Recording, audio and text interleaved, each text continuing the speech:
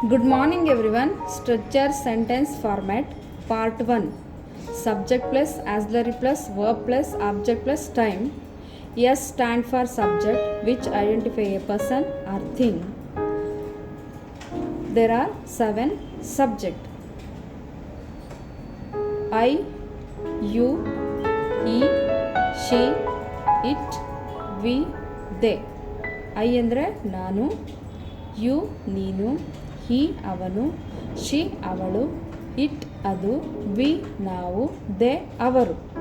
Person ಆಗಿರಲಿ things ಆಗಿರಲಿ ಸಬ್ಜೆಕ್ಟ್ನ ಐಡೆಂಟಿಫೈ ಮಾಡಬೇಕು. I am an Indian.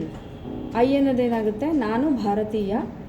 ನಾನು ಐ ಅನ್ನೋದು ಸಬ್ಜೆಕ್ಟ್ ಆಗುತ್ತೆ.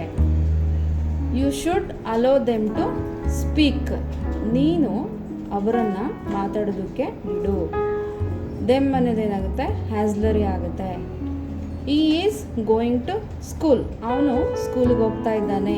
ಗೋಯಿಂಗ್ ಅನ್ನೋದು ವರ್ಬ್ ಆಗುತ್ತೆ. She posted a letter to me.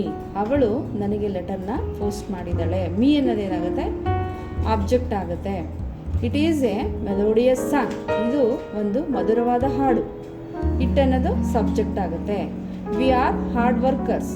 ನಾವು ಕಠಿಣ ಕೆಲಸಗಾರರು. ವಿ ಅನ್ನೋದು ಸಬ್ಜೆಕ್ಟ್ ಆಗುತ್ತೆ.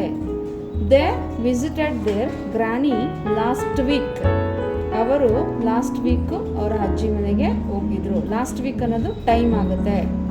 So structure sentence format part 1. Thank you.